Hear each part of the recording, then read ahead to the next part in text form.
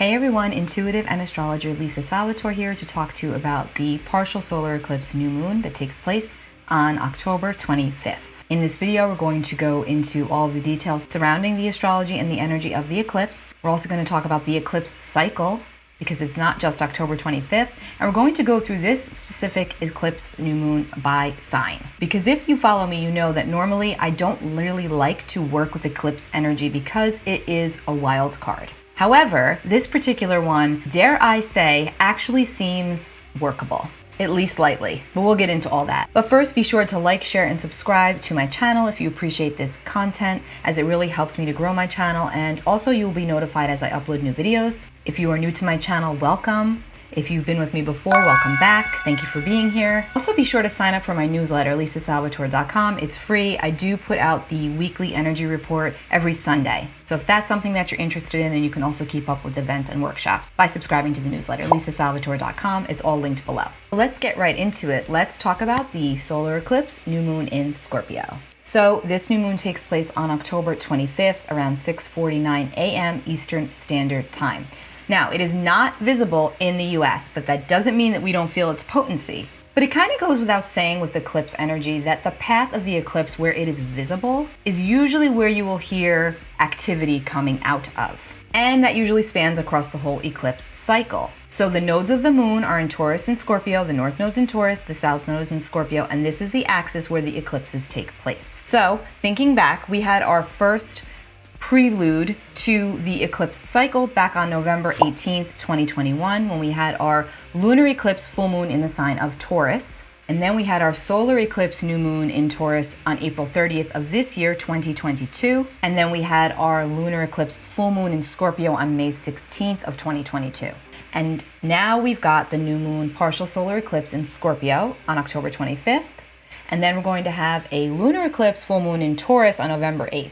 Which there will be a separate video for that one pretty soon. But having said that, think back to around that eclipse in November of 2021 about what was going on for you, what was going on in your reality, because eclipses are known, they are very faded gateways of time, they're very strong, energetic passages. And even if it's something subtle, and again, this is going to be dependent upon your own personal astrology, because not everybody feels this magnitude with the eclipses. Oftentimes it's something very small, but looking back, you'll always figure out what it was that shifted for you. Eclipses are known for exits and entrances, influential people, places, situations, all coming into your life or leaving your life. Eclipses tend to stir things up that have already been under the surface and moving. They bring things out and open into the awareness. They bring up which has been eclipsed. Okay, so you may want to do a little bit of reflection on what has been going on for you since November of last year. Now, this particular eclipse takes place at 2 degrees of Scorpio, and it's a new moon, which is when the sun and the moon are aligned with each other in the sky. So this is going to be especially impactful if you are strong Taurus and Scorpio energy between 0 and 4 degrees, also between 0 and 4 degrees of any of the fixed energies, which are Taurus, Scorpio, Leo, Aquarius, and especially if it's Taurus and Scorpio. You're really going to be feeling the effect of this eclipse energetically. Now, as for the parts of the world where this eclipse will actually be visible, it's Africa, it's Asia, it's the North Pole, and Russia. We know that we have a climate crisis and the glaciers are melting. We know that we've got a financial crisis coming out of Europe. Again, Taurus and Scorpio, amongst many things, are also the financial axis, the 2nd and 8th house. This is the financial axis. So this is very strong energy for the eclipses in general, collectively speaking, but more so at the parts of the world where this eclipse is over. So again, those areas that I just mentioned are going to be the most pronounced with this eclipse energy.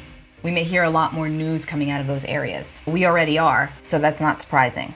Now, personally speaking, this is a really good time to assess your needs.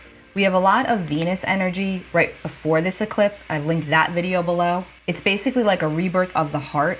It's asking us to go deep. It's asking us to go inward. The sign of Scorpio is all about that inner landscape, that psychological landscape, deepest parts of us. What's going on underneath the surface? The shadow. Eclipses are also about the shadow. So by moving into the shadow is how we get to the light. Important to remember that, because sometimes it feels so intense and like it isn't going to let up, but there's always a light at the end of the tunnel. Now, this eclipse is really focused on our connections and our relationships, not only to others, but the one we have to ourselves, which is the most important relationship, right? And the reason for this is because this eclipse is almost exactly conjunct Venus, okay?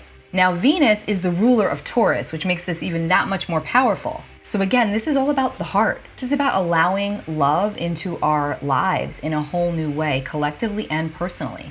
But first, we have to get to the bottom of what might be blocking us. That's where the shadow material comes in with the eclipse. Now again, I can't not mention that Venus also stands for financial. Venus is money. Venus can also be, at the shadow side, vain and greedy. So again, all of these things are going to be coming up under this energy.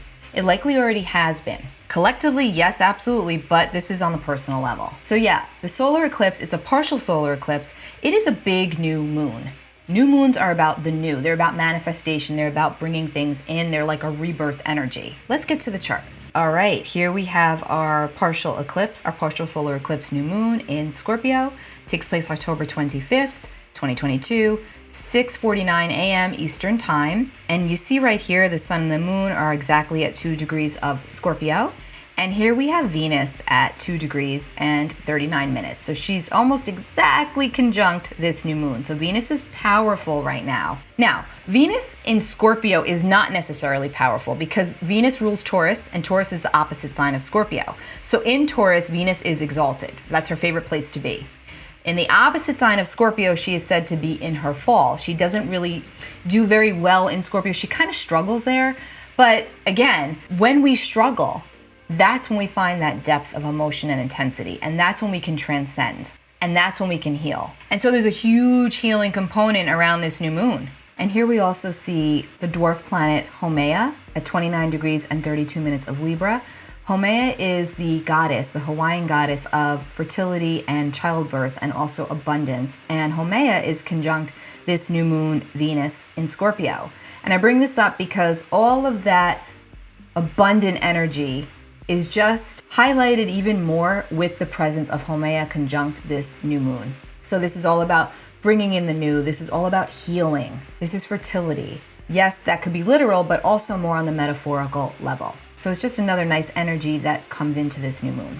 Now, Scorpio, which is the sign of this new moon, is ruled by Pluto, okay? And Pluto just stationed direct. And Pluto is traveling through the last degrees of Capricorn. So again, Pluto energy is also very pronounced. And Pluto is all about going into the underworld and digging into the shadow so that we can rise up in an even higher, renewed version of what we were before. Rebirth. Now, Mars also rules over Scorpio, okay? Mars is the traditional ruler of Scorpio. And Mars is slowing down, really slowing down right now, and is about to station retrograde on October 30th. But again, I want to emphasize the power of this energy, the power of this time, the power of ourselves and our ability to transcend and manifest. We must be very mindful and wise about how we're doing so and what we're setting our intentions on, because there's also a lot of strength to this energy. Mars is really heating things up right now and is about to station retrograde on October 30th, and Mars is the ruler of Scorpio, okay, as is Pluto. So I just want to further connect this energy of intensity. All right, so we've got the new moon here at 2 degrees of Scorpio, conjunct Venus. This is a south node eclipse, which is attached to, letting things go, releasing things from the past, what's keeping us stuck, the karmic gunk that binds us, that bogs us down, both as a collective and personally.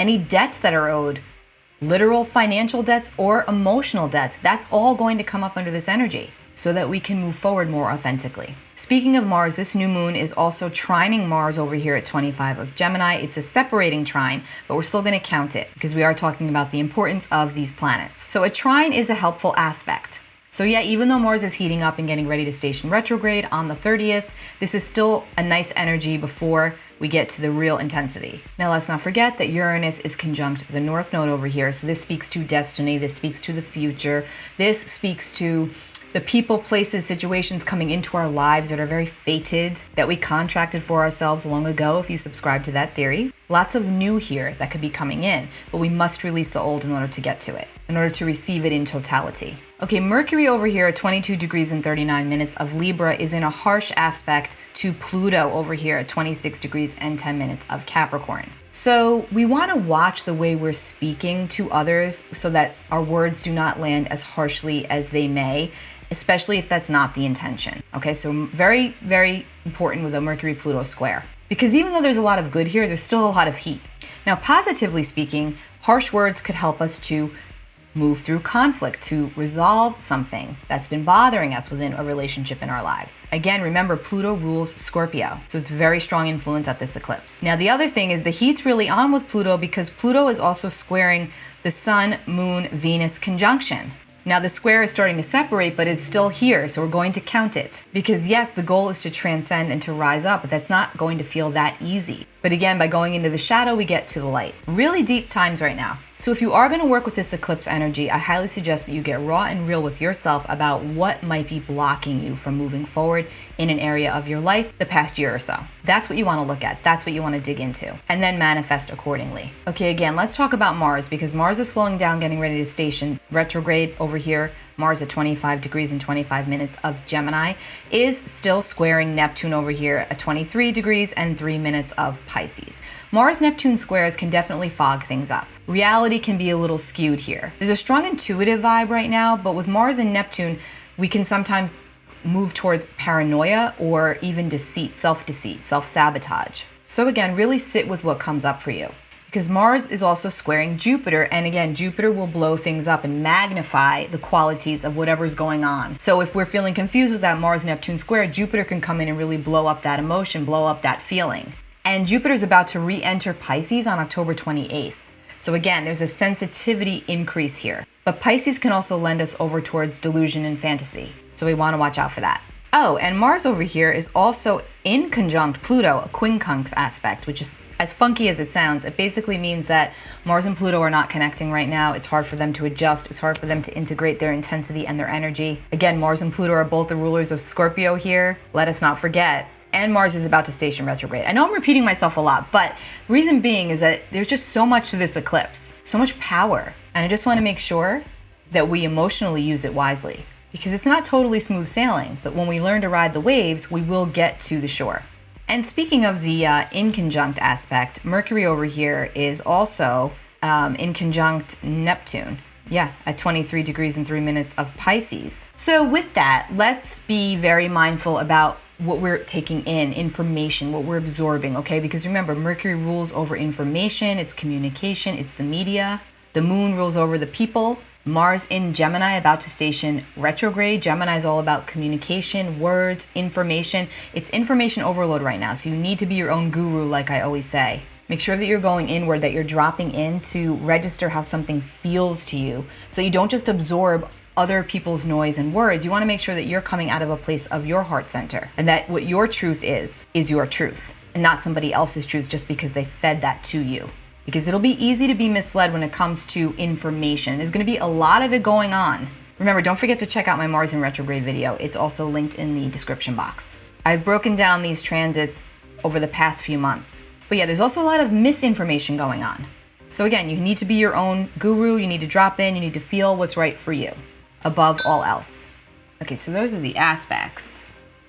Now, going back to this new moon eclipse. The sign of Scorpio, in which this eclipse takes place, is all about the shadow material. It's deep, it's intense, it's intuitive, it's very, very emotional, but oftentimes that emotion's underneath the surface. There's a heat there when it comes to Scorpio energy. This is why Scorpio is also known as the sign of secrets. This is where we hold things in. This is where we hold things back, for better or worse. Scorpio is also a sign that is linked to toxicity of the mind, of the body, of the spirit, of our environment, of our mindset. We want to make sure that we're keeping things clean. So because this is a South Node eclipse, the South Node's in Scorpio, there's something here about a release of secrets, a release of things that might be holding us back. And sometimes those releases can be toxic, or at least appear to be at first. There could be issues with trust, betrayal, especially in our relationships. There could be something that comes up for you surrounding money, if somebody owes you money or if you owe somebody else money. There's something here about debts. Remember, Scorpio and Taurus, this is the financial axis. Perhaps you come into some money. That would be great, right? Again, it's a new moon, increase, bringing it in. But we're also dealing with the South Node, which is decrease and letting things go. A lot of emotional intensity, control issues can come up, jealousy, possessiveness. Try to rise above and see the bigger purpose. For example, if you're finding that jealousy is ruining your relationships, possessiveness is ruining your relationships, this is the time to go inward and really reflect upon that, so that you can move forward with less toxicity of the spirit. Okay, so if you are an Aries rising, this new moon eclipse is going to take place for you in your 8th house. Now, the 8th house is the house that's naturally ruled by Scorpio. You may find yourself questioning what happens when we die, what happens when we leave this earth plane. That's 8th house energy. You may also find yourself wondering what's going to happen when I'm gone. Are my children set up? Is my spouse set up? Is my money in order? Who would I leave things to? These are all questions that might come up for you under this energy. You may feel compelled to put a plan together if you haven't already done so. It sounds morbid, but that, again, that's Scorpio. This is the sign that deals with death on every single level, and physical obviously being one of those levels. You may find yourself having to say goodbye to a very deep relationship, and it may even feel painful, but a necessary ending for you. You may find yourself really thinking about loved ones that have passed on. You may find yourself wanting to do more psychically centered things, such as psychic readings, psychic circles, things of that nature. Even if that's something you've never looked into before, you may find yourself under this energy really wanting to go that route if you are an Aries rising. Perhaps somebody owes you money and they pay you back finally, or perhaps you find out that somebody stole money from you. Again, 8th house matters. Taxes, inheritances, bonding, intimacy. You could also find yourself bringing in a really lovely, deep relationship, or having to transcend karma in a previous relationship to get to a higher level within the relationship. All things that can come up for you, Aries rising, under this 8th house energy. So get clear on the depth and the intensity of what you truly desire. Taurus rising, this eclipse takes place in your 7th house of relationships, of connecting, of contracts, of negotiations. For some of you, a divorce may finally be finalized. That sounded kind of redundant, but you may find that a contract gets severed under this energy, something that you've been trying to release from your life. It doesn't necessarily have to be a marriage. It could be a business partnership. It could even be a friendship. You can find yourself meeting a very fated partner around this energy, where somebody from the past comes back into your life. Remember, this eclipse cycle is big for Taurus because the North Node is in your sign. So anything that comes in and anything that goes out, look at it as being very, very fated and growth towards your destiny. For Gemini rising, this new moon is going to take place in your 6th house of your daily habits, routines, your health. For some, you may find that a hidden health issue comes up to the surface to be dealt with. For others, something that you've been struggling with will disappear.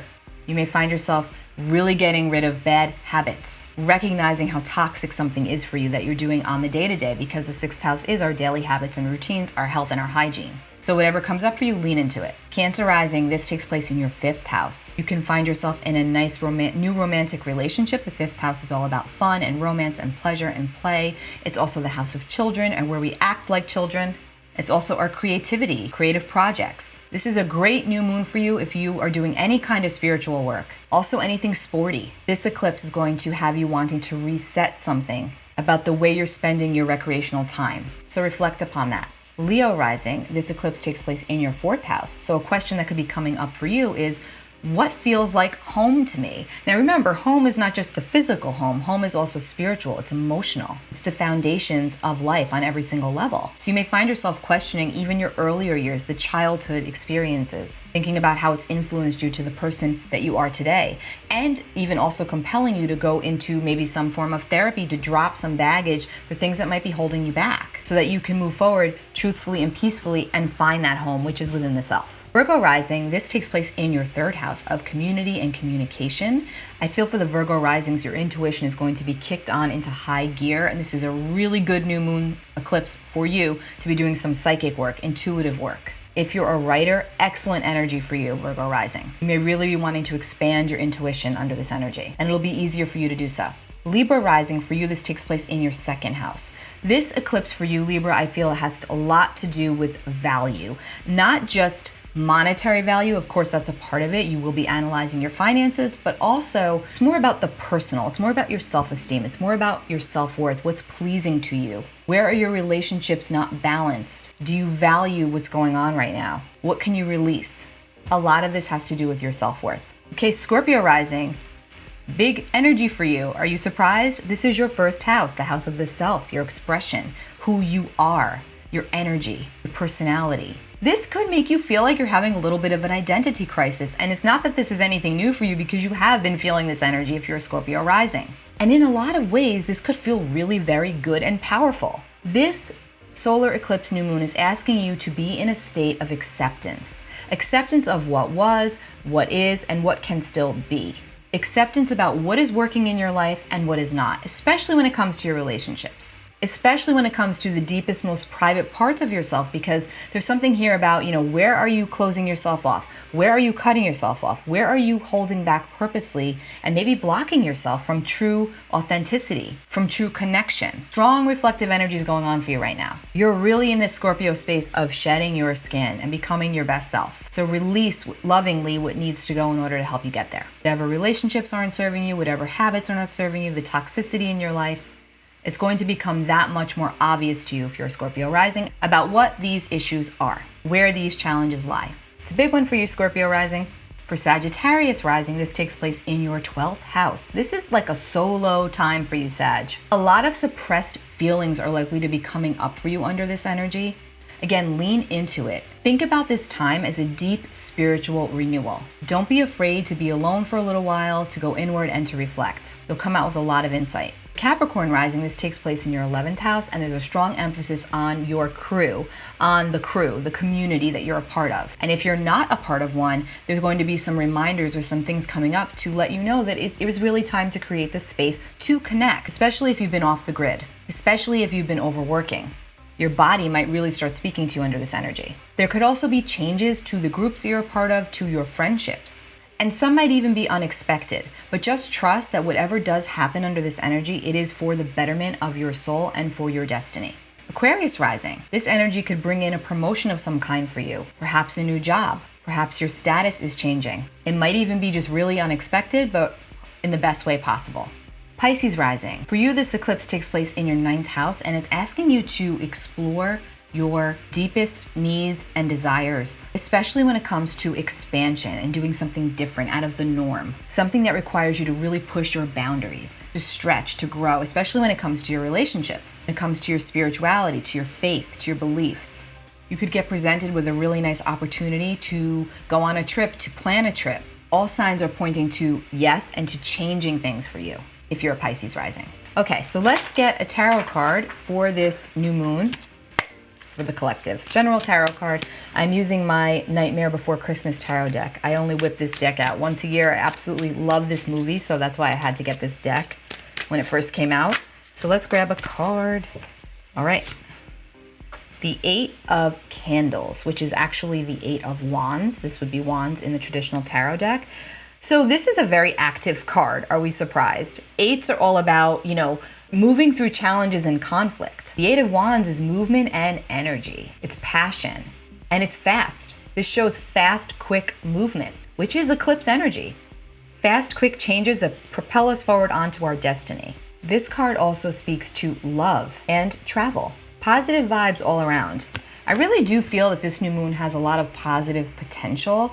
But the thing is, it does require us to really sit with ourselves, sit with our soul and go deep and look at what has not been working in our lives, because it's likely been coming up for you time and time again, repetitively. We've been dealing with Pluto retrograde, Pluto's now direct, Saturn gestation direct, Juno gestation direct.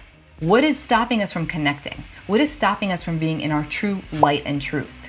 Again, and for everyone that's going to be different. But this is powerful, potent energy. It's a rebirth of the heart. Take really good care of yourselves, and I will be back with more information soon. Take care, guys. And don't forget to subscribe to my channel and also to my newsletter, lisasalvatore.com.